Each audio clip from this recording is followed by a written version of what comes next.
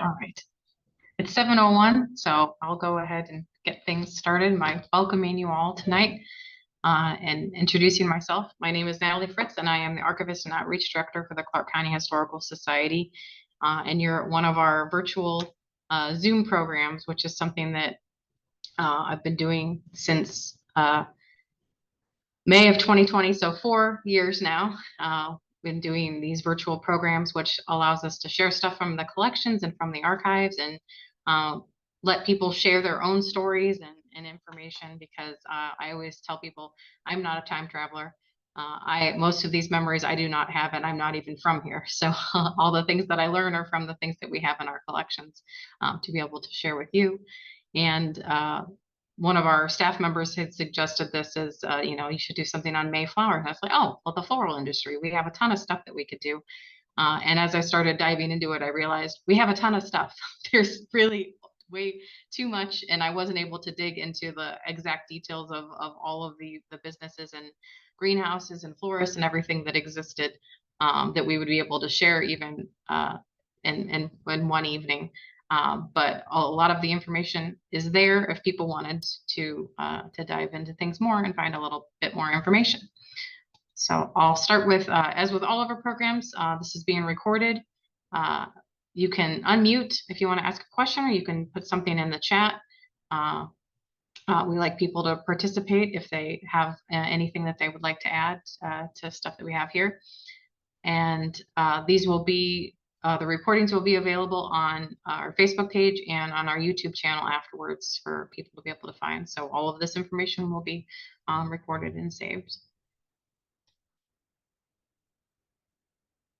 So whenever people come to visit the museum or come to Springfield, we know our different various nicknames are seen throughout the city at different places. One of them, I have a shirt representing right now. This is from Champion City Guide and Supply from a few years ago. It's a shirt for the Rose City, which is just one of our nicknames. We're also the town at the end of the pike, the home city, and the champion city for various reasons, which could be a whole other program. But we earned our nickname as the Rose City back in the early 1900s. But the history of some of the local greenhouses and businesses goes back even further than that, to the 1870s and 1880s. And for a time, it was claimed that Springfield grew and shipped more roses than any other place in the United States. There's a 1919 report from the Chamber of Commerce that shows that Springfield that year had produced 9,637,000 rose plants that were shipped just that year, and there was a grand total of 24,258,400 plants of all kinds combined that were sold throughout all the different greenhouses and nurseries that were in the area at the time. So at its height, around the 19-teens, which is when we would have had the most at one time, there was 33 active greenhouses. A lot of them were along South Fountain, South Limestone, and Innisfallen, just lined with greenhouses. This is something that I'd always heard and we talk about in the museum, but I hadn't really done a lot of my own research on it until we had someone here that was trying to do research on a property on Sunset Avenue. So we pulled out Sanborn maps, which are a wonderful resource. The only problem with the Sanborn maps is that the physical ones that we have is that it, as things would change, they would just paste over what's underneath. So it was efficient for the people in the engineer's office and the people that were using the maps to try and, update things as they went. But we're always wondering what's under this little patch here. We can't see it very well. Luckily, if you're looking online for these, Kent State University has Sanborn maps that you can look at the different years and you can see the layers underneath. But sometimes, as we found with the example of the woman that was here trying to do research, we couldn't get back to the year that showed that we couldn't get back to see what was underneath what she was seeing. But while we were flipping through the Sanborn maps looking for what she was looking for, I ran across all of the different maps for showing the layouts of the different greenhouses. So this was from about the 1920s, this one here. No, I think, well, there's a 1910 and there's a 1928, and then there's edits up through the 50s on them. But it was a really good way to show you, the layout of some of those big greenhouses. We have the McGregor brothers, which we've got some catalogs I'll show later. Up here is the Reese greenhouse. And the next one we've got the Lidl Floral Company and the Springfield Rose and Plant Company, and then Good and Reese was over on Limestone. So this is another, so if you're wanting to do more research to find out exactly how they were laid out, we know that there's not really images of a lot of them. So this is a good way to kind of get a better idea of what was there and how they were laid out. So this was a resource that I hadn't even thought to check going into this presentation until I was in there with the researcher, and I was like, oh, I should take pictures of these while I'm here. So I apologize for the quality of these pictures. This was just taken really quick with my phone, and these books take up about the whole table, so they're really large maps. I think the Clark County Public Library has these as well. So these are a really wonderful resource. The engineer's office gave us smaller copies at one point that are easier to photocopy and make copies of. So those are a good way to research your house too, because the colors was used for the fire department to let them know what they were getting into when they would go to a structure, what the makeup of a building was. This is the section of the museum where we showcase a little bit of the floral history. There's not a whole lot of text here, but if you go through with a docent, you hear a little bit more about the floral industry and the background of why we are the Rose City. But represented in that greenhouse are several covers and advertisements from the archives that I'll show you later.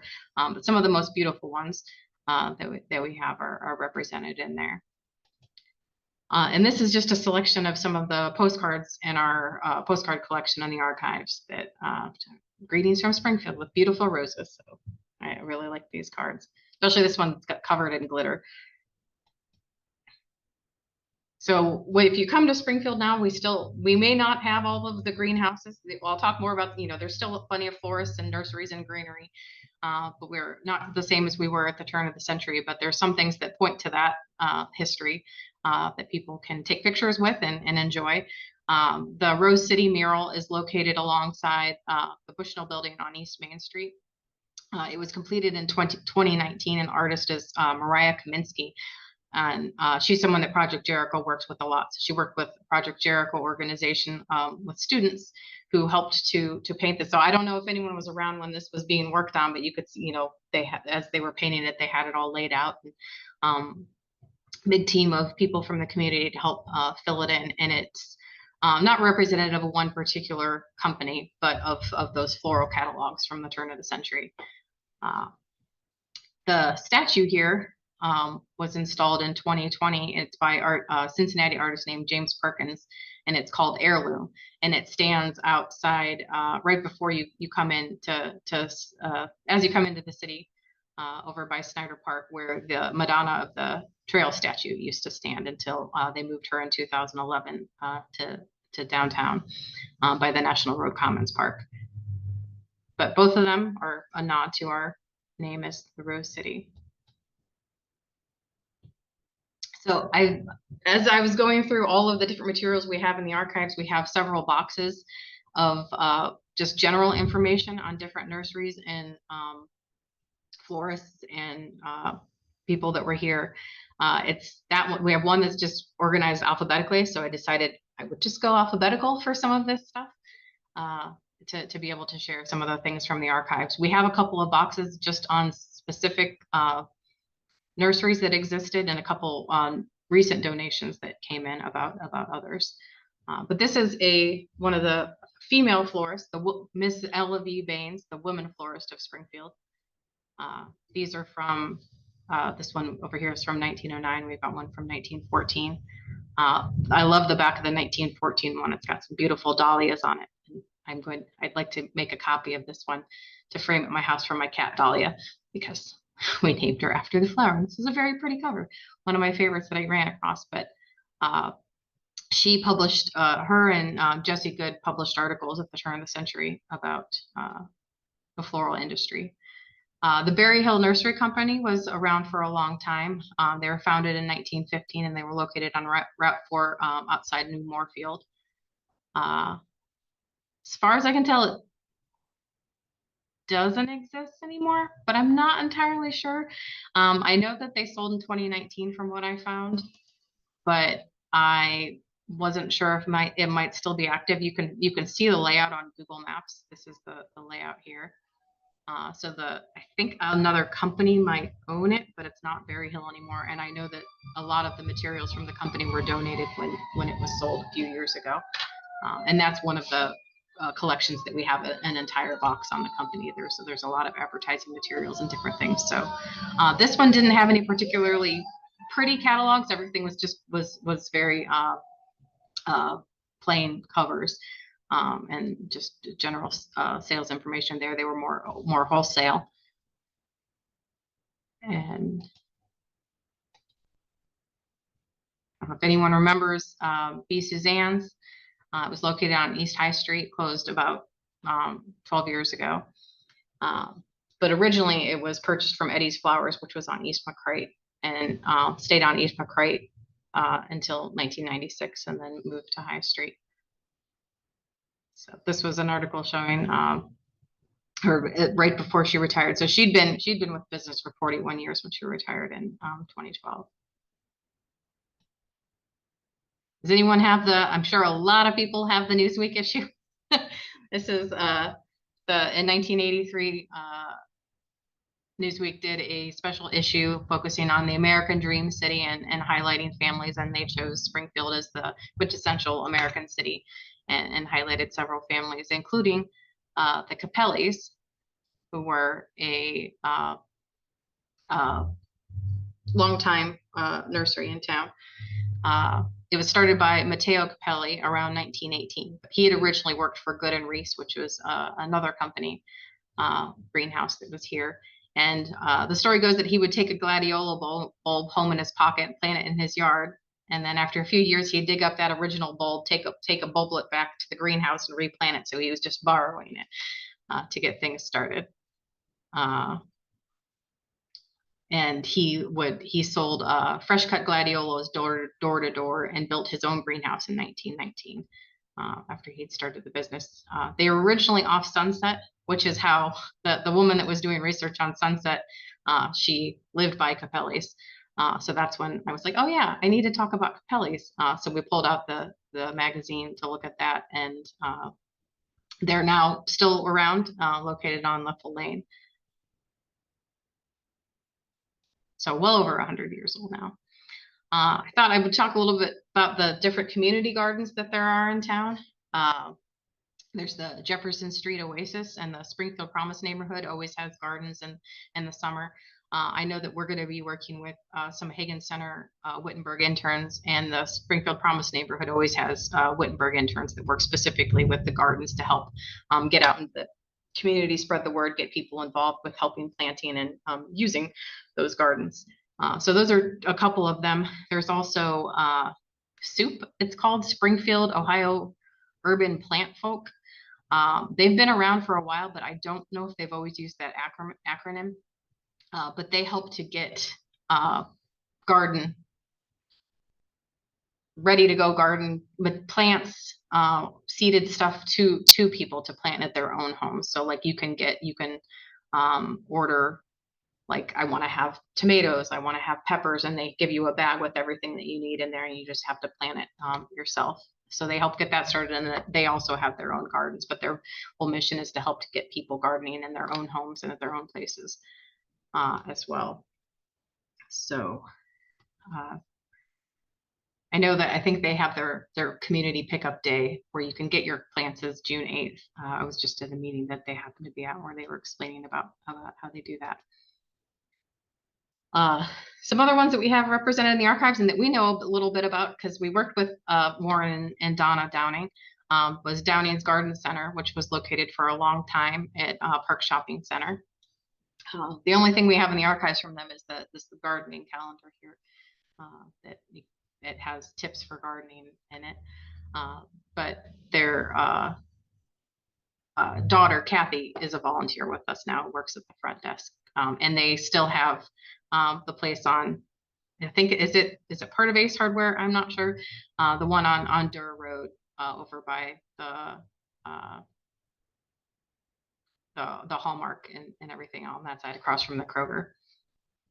That's still part of the family business, but not necessarily part of the original garden center. The garden center started in the 50s, and in the 80s became Garden Land, and then moved across the street to First Street over where I think it's a bank over there now, and then now Garden Land is on Upper Valley Pike, across from the Barn Pizza. So still around.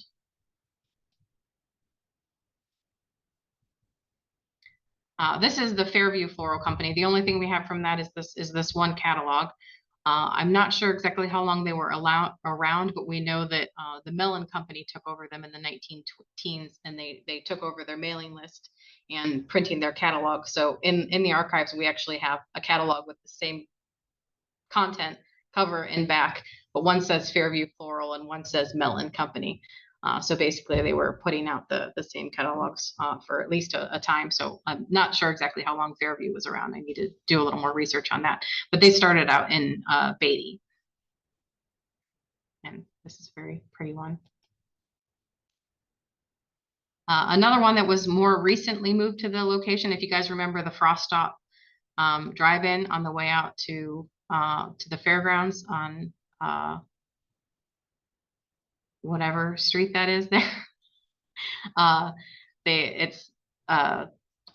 In 2014, they opened the Frost Stop Nursery in that location there in the old drive-through. So this was one that we just had a little bit of information about it when it opened.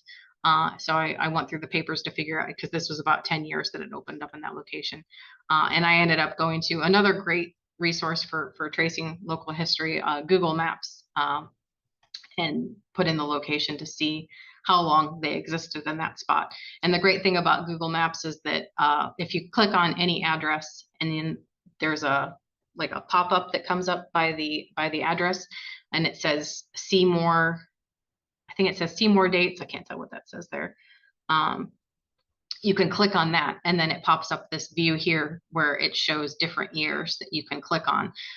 It only goes back to 2007, but with businesses like this that are newer and haven't been around quite as long, this was a good way for me to see, okay, here they are.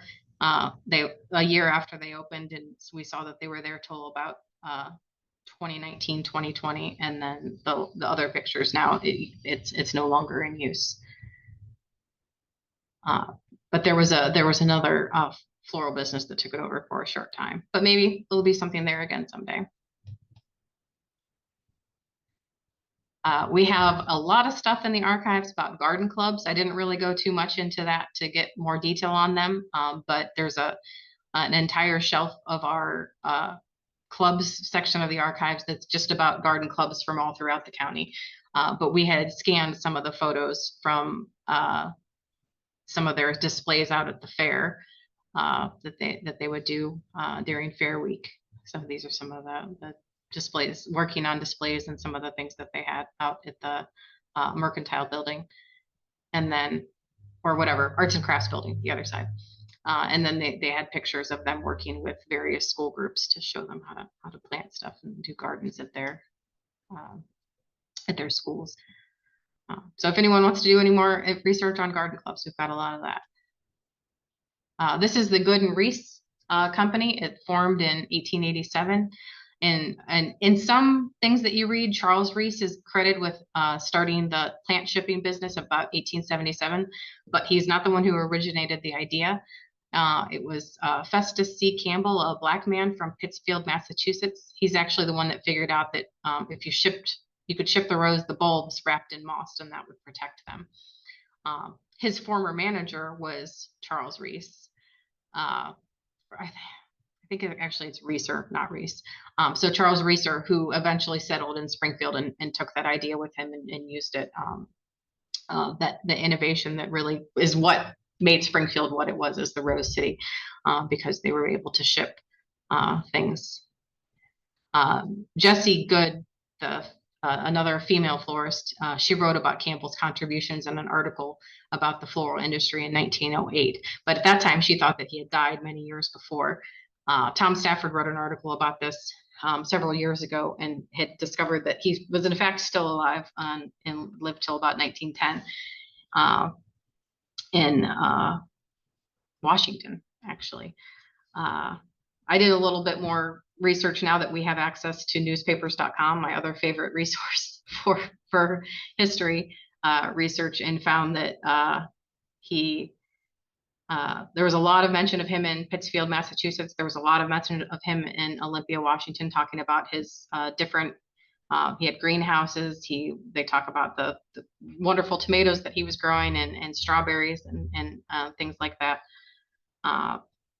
And they talk about a portrait of him that was donated to the church that he went to. And I'm wondering, does that church still have that portrait? I would love to see a picture, because of all the articles that I found, there was no pictures or anything like that. The Good and Reese Company was in business until 1894, and those were the Innisfallen greenhouses were the Good and Reese ones, and then they were taken over by the George Mellon Company, which I mentioned earlier, that had taken over that other floral company. This is another female florist, Jessie Good. We only have a couple of her catalogs on our collection, but they're really beautiful. And she was writing about the floral industry as well. This one, I didn't get a chance to look anything more into it. This is the Great Western Plant Company. This one's from 1904, but it's a really pretty cover here. I can't mention the gardens without the Hartman Rock Garden, although it's mostly focused on the rocks there.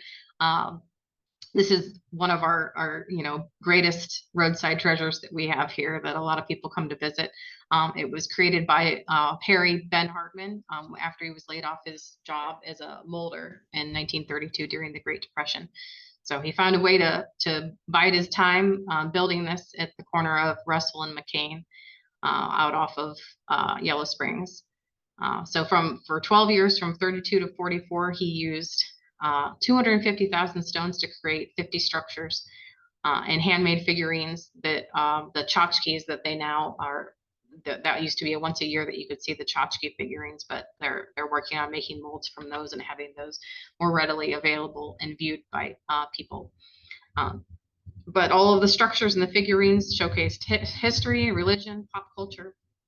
I know that Kevin Rose did a talk just about the Rock Garden last week for the National Trail in the Park District as a program. So that's a whole other program in itself to talk about this. After Ben Hartman died in 1944, his wife Mary took over maintaining the garden, and she passed in 1997. And then the garden fell into disrepair. In 2008, the Kohler Foundation helped to restore it to what it is today and turned it over to the Friends of the Hartman Rock Garden. So this was a picture that I sent to the paper the other day to help advertise for this program, because I was looking for any picture of a greenhouse. Turns out we have almost none, except for this picture of the old greenhouse that used to be at the Hartman Rock Garden. And the label on it said Mary Harmon, and with a little question mark saying, this is probably Hartman. So I sent this to Kevin Rose, and I was like, is this Mary Hartman? It could be the right time period. And he said, yeah, that's her sitting by the greenhouse. But you can see she's wearing, looks like she's just got like a short hair and a bob and is wearing flannel.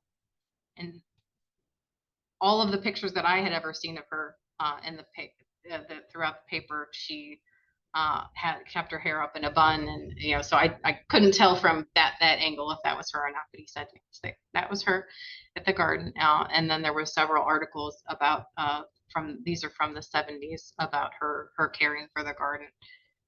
She's lived another 20 years after this, after these articles here. And the garden is still maintained today by lots of volunteers. They just had their planting. I think they had their cleanup a couple weeks ago, and their planting might have been last week or the week before. Let's see, Kevin Rose there, who is now, I think, he's officially the director of the garden. And if you know Mary Latham over here, she's amazing. She led their whole effort, leads their efforts for the planting and everything, and she led our efforts here for cleaning, and she's on our board. She's amazing, and they help to maintain that. Another rock garden that we stumbled across a few years ago was in the newspaper, 1932. We originally thought this had to be the Hartman Rock Garden, but then we realized the caption talked about that this was the garden of Arthur Moss on Grand Avenue. And it said, Springfield has many attractive rock gardens made by local residents, which made us think there were others. We did not know this. So I asked Kevin about this, and he said that they knew, but that there were others, but there wasn't a lot of evidence of them. So this was pretty good evidence of a specific one in a specific location. So we did a little bit more research in the census, and it showed that they lived there from 1908 until 1953, but the garden was probably only there for a few years in the 30s. Arthur worked for the Springfield Machine Tool Company, and his brother was Alonzo P. Moss, who was the head of the YMCA, and was very instrumental in the Center Street Y being built and opened in the 50s. Another one that we we just had this little bookmark in our archives for Boots Holmeyer flowers on Selma Road. So I had this cute little bookmark that explains the different colors of what the different color roses mean. So we did a search in newspapers.com, again, best thing ever, just for 920 Selma, and found out that it became Bennett's Holmeyer, and then it became Michael's Florist, which I'm not sure if that's there was also a Michael's Florist that was in downtown Springfield. I think it would have been on Limestone. I don't know if it's the same Michael's. So I'll have to look into that. I think he's still around to ask if they're the same. But 920 Selma is now Mundy's Diner, which is a little breakfast lunch place. It's on Selma. That's really good. And they're actually closing in that location this week. So one of your last chances to go there. They're moving to another location, I believe. This is we got a collection on the Hollandia Gardens a couple of years ago from the granddaughter of the founder, Mark Ackerman. Hollandia was started in 1915. He came here from the Netherlands in 1912 and settled in Springfield. And the original location was up on North Limestone, so about by where Roscommon is. Here's a map here. So it's past the Temple Shalom before you get to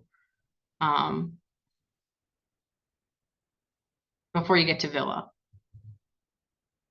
So over on the right there. So they were there until about the early 1920s, and then they moved to Harmony, like right outside Harmony on 40. And then they moved to their longtime location, which was closer towards South Vienna on Buena Vista.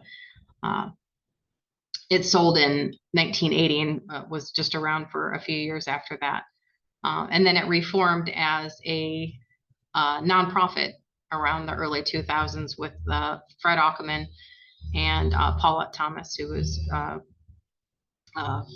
related to the original family. And they were one of the ones that helped when the Snyder Park Golf Course closed about 10 years ago. They were wanting to move onto the site, move gardens there, or to help design the gardens that went in there. The picture here on the left was showing the entrance to their original location on Limestone. I really wanted to do this as a then and now for the paper, but I couldn't quite figure out exactly where it was located for the now. It was a little bit too vague. But here's some of the advertising from the early these are from the 19 teens when they were still on Limestone. And then these are some of the pictures from the 30s and 40s that we got as part of that donation. So we've got employees taking care of weeds. We got them in the winter. They also sold, I believe they sold Christmas trees. On here is Mark Ackerman in the center. And this is from very early years when it was still up on Limestone. Then there's pictures of their different greenhouses. This was the first greenhouse on Limestone here, and this is them getting ready for their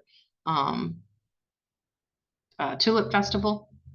And they have all their employees dressed like they're from the Netherlands, and then one of their greenhouses here. And then they had their own flower and rock garden out there. This is, I've seen a lot of this postcard around of the very, very colorful, very pretty. This was when they were announcing that they were moving to their first location, or to their second location on Buena Vista. And then this is, they had a spot along Buck Creek between Water and Sherman. And this is when they were having a sign put up there.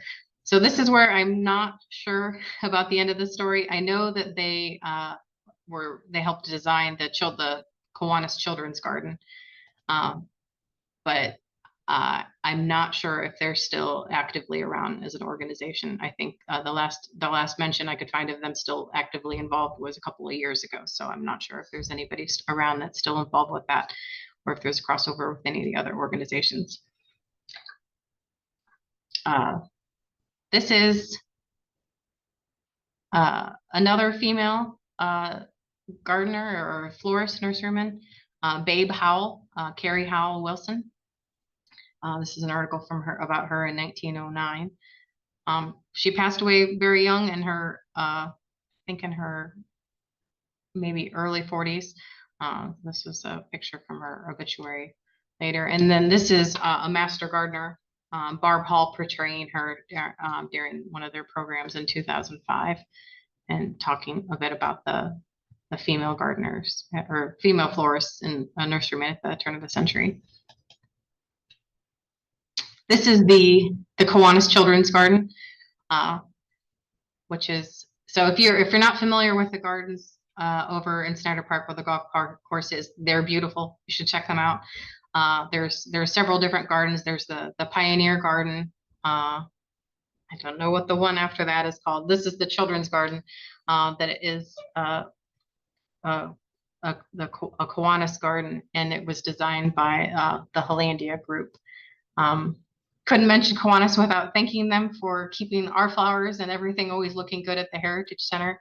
That's something that they do throughout the year. Every year they send out volunteers who help keep everything maintained and looking great.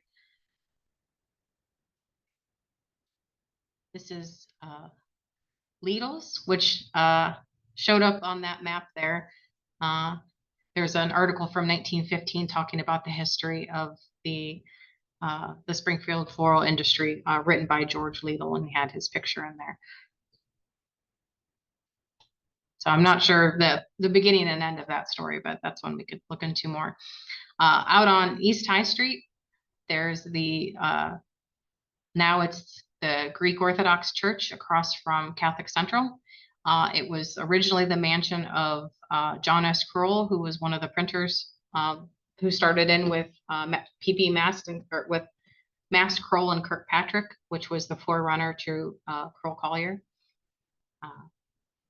So after Mast died in 1898, Kirkpatrick went on to do other things, and Kroll took over as Kroll Publishing. He built this grand mansion that's still standing in 1905 on East High Street.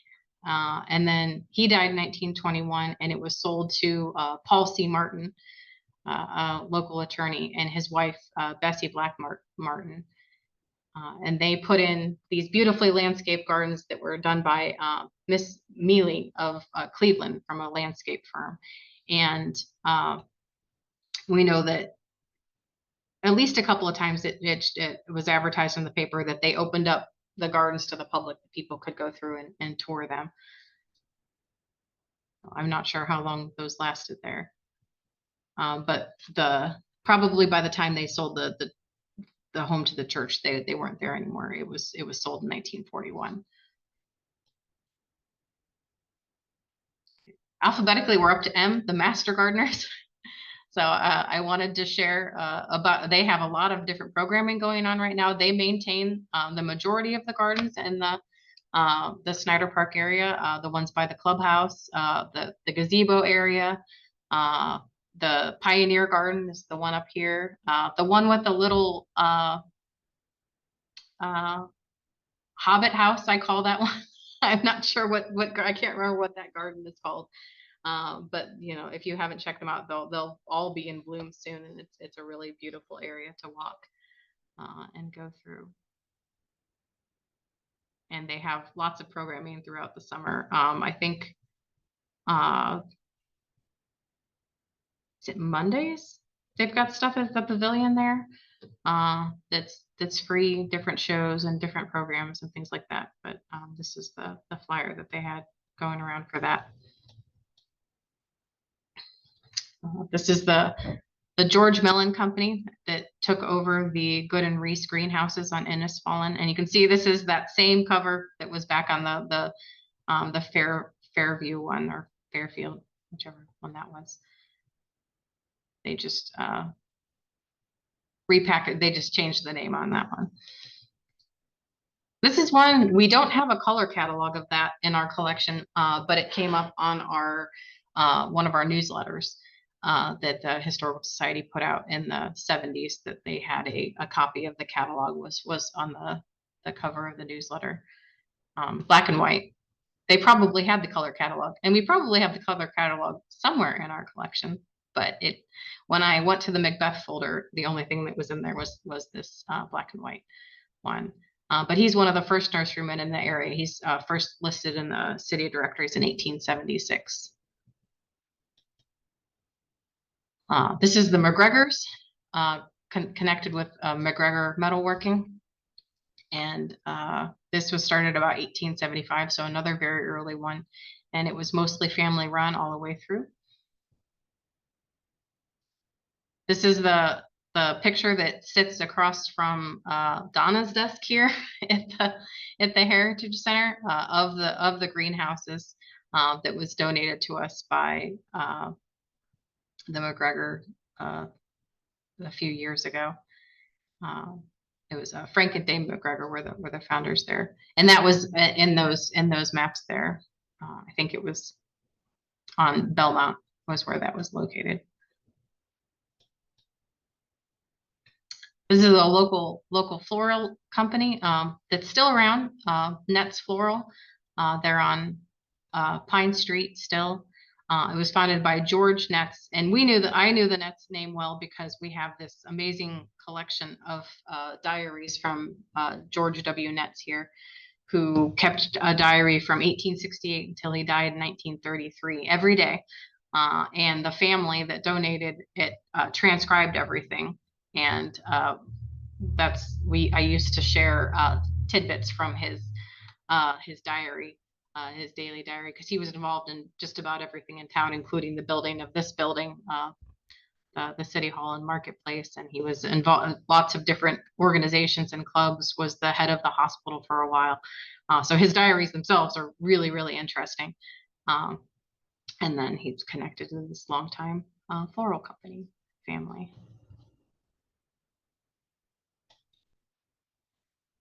Another one that could be its own program itself is Scarf's Nursery in New Carlisle. We did an exhibit on them in 2015 as part of a Born in Clark County exhibit series that was about local businesses that have been around for at least 50 years, but all of the businesses we ended up doing had been around for at least 100 years.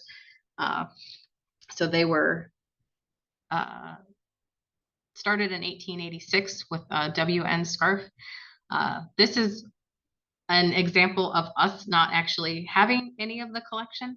The Scarfs had a huge collection of scrapbooks and images and catalogs and everything that they loaned for the exhibit. So we don't have anything in the collection from them, except for we have a couple of later catalogs from them, but no early things. But they had quite a bit of advertising material and all sorts of information that we were able to use to tell their story. But it started out in 1881 with John Scarf planting blackberries on the farm, and his son took an interest in the berries and wanted to develop new varieties through selective breeding. And then he was starting to sell and ship them. And they had a mail order business by 1886. And then the sons got into it. It was W.N. Scarf and Sons. And then it was still stayed in family hands until there was William's son Peter took over in the 1980s, and they closed their garden center but continued doing landscaping, and then they were bought out in 2020 by a what are they called? Henderson Turf Farm. But they're still called Scarfs Landscape, and they still do landscaping. And another company or nursery that we don't have a lot of information about, but that still exists, is Meadowview in New Carlisle, out that same area. Just this last year, I think, Schneider's Florist, which has been around for over 100 years, changed hands. It was owned by the Ardles for many years, and they retired. And the family that took it over wanted to do a bit of research about how long it had been around. So I started a whole folder from newspapers.com and anything that we had to try and trace their history, and sent them everything that I could find. Just shared a couple of the ads here showing they were originally on South Fountain, and then they were on East High Street. And then they were for a long time on West McCrite, and their current location that they're still in is on Limestone. And it was taken over by the Ashley and Matt Niedeber, and this is them in the getting ready to be in the parade on Monday. That's another pretty catalog we have is for Schmidt and Botley Company. They started in Houston in 1893 and moved into Springfield shortly after that. They were incorporated in 1908, and then later became the Zephyr Hill Nursery out on, I think on Yellow Springs Pike, maybe. They was sold in 1976, and I think still stayed around for a bit after that. This is another one. I didn't get a chance to look up anything about them, but they had a really, really pretty cover, the Springfield Floral Company.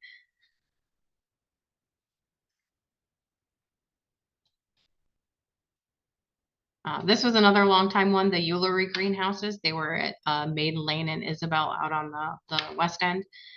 They started in the 1900s and were bought out by Bell Nurseries in 2007, which is a Maryland-based company and they're still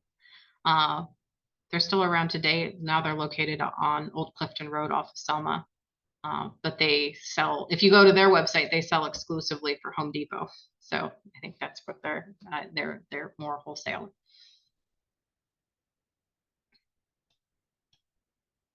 And that is all I have. I think I went a little bit fast through it.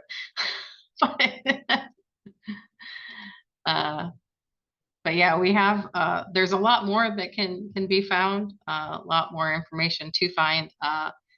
I started putting, information into folders on all of the different companies. A lot of things that, have revolutionized how we can do research. I use newspapers.com a lot, which is connected to our Ancestry membership.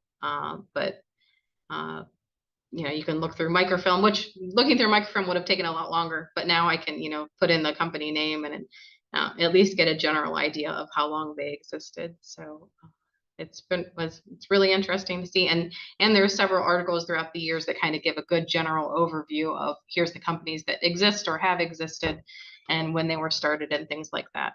And I can always count on Tom Stafford to have a great article out there that kind of does an overview of all of it. So there's a lot of information out there. Do you guys have any questions?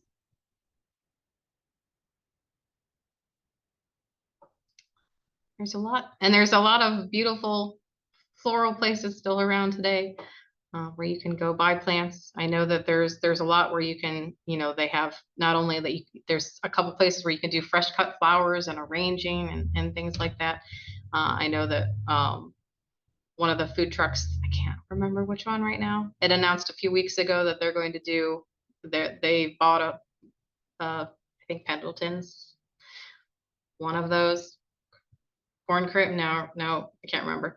But they bought a place that they will be developing to have a cut your own flowers there and do arranging. So there's there'll be lots of stuff coming up in the future and opportunities for stuff like that. So I am the least qualified person to give a program like this because I kill flowers really bad. So I cannot keep anything alive to save my life. But my daughter has a green thumb. And she spent all the whole school year bringing plants home to our house. So we now have plants all over the house. And I just tell her, just don't count on me to try and take care of them. Christina has a question about the Masonic Home Nursery in Smiths. And no, at least not in the archives. I didn't run across any information in them. I kind of went through our alphabetical box to kind of see what we had ads or catalogs or that kind of stuff on there. So any of the other ones, if they exist, we would just probably need to find information in the newspapers or the directories or things like that. But we don't have any physical evidence of them. Like those 33 greenhouses that existed in 1919, I would like to look that up to actually see what the names of all of those were. That would be the best way to find out those kinds of things if you have a specific year that you're looking for. We know that there was a big boom at that one point, and it would be interesting to kind of see when they start to kind of drop off or maybe combine, and there's less and less of them. So at the moment, I don't have any program scheduled for the summer. Patty, I know, had a great idea to do something about restaurants. That's something I'd like to work on. So we might still do something yet this summer, and I'll advertise whenever we're going to do that. But if anybody has any other ideas for things that you'd like to see, let me know. We have lots of stuff in our collections that we can support, but we could always bring in a guest speaker or something if we don't have the information to support the history in our own collection. We can maybe bring in. Bob wants to talk there somehow. Oh, okay. Hi, Bob. Hi. A little bit about the Netz's Floral. As far as I know, they're still in business. Yeah, they are. They've been for over 100 years, and it was run by Walter and Ben and Charlie Netz. They were all brothers, and then I think it was about 1940 that Ben got out of it, and he went to work as a reporter for the Springfield News-Sun. Oh yeah, and we have he was a photographer too. We have his photography collection. Yes. So the Netzes have been around a long time. Yeah. And they married into the Howells. The Howells you mentioned. Oh, okay. They married into each other. So they actually, if you want to trace it back, they could be back in the 1800s with the Howell. I'll have to look that up. They're good. I played golf with Walter once in a while. And then when Ben, Walter, and Charlie got out, then they passed it on to Walter's. Walter took it over, and then he passed it on to his kids, Morty and his wife Joanne. And they're all deceased now, so I don't know whether any Netzes are still in it or not. I'm not sure about that. I'll have to look that up as well, see if there's any. The great thing about our local paper is there's always stories about things in there if you can find them, and now we have better access than we ever did before to find some of that stuff. So it's been really fun to look for things that we've always said, oh, we should look that up, but I don't have a million hours to sit on the microfilm. We can find stuff a little bit faster now. So I have a question. Oh, wait, sorry, real quick. Marianne says the new flower shop is Three Sisters Flowers in Old Freshies Corn Crib. That's what it is. That's gonna be on 72. Sorry, Jill, go ahead. Sure. So I deliver for Schneider's in my retirement, and it's a wildly fun gig to do. And I have two of my coworkers. They were Sloughs, they're two sisters. So there was the Sloughs nursery, and then McKinnon's. They also had done work with McKinnon's flower Okay. shop. So, I, and then there was another one, I think on Selma Road years ago, Xander's. oh, okay. With an X? Yes. Okay. Mhm.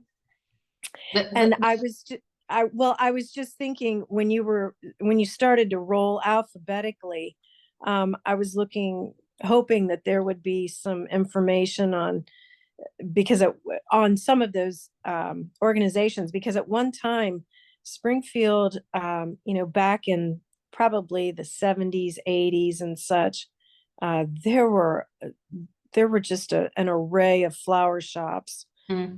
that you could choose from. And how they went out of business, that would, is unfortunate, and how that occurred, maybe economy and things like that. But um, I've found the presentation very interesting, and the history, knowing that now we were once a catalog. It seems like things morphed from catalog ordering, which I had no idea about. Yeah. And I say, and now there's no catalog ordering really in the area. No, It's all wholesale, or, go there directly to purchase.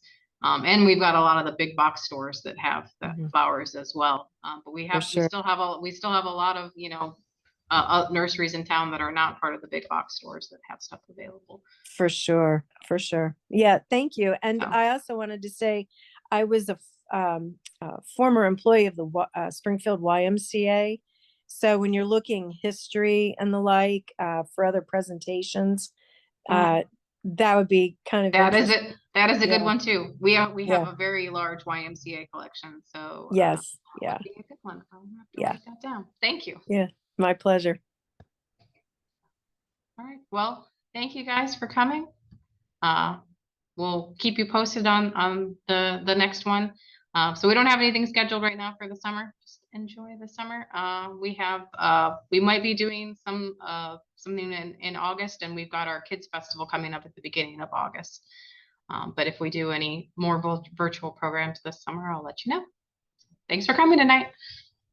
Have a good night. Enjoy the flowers out there.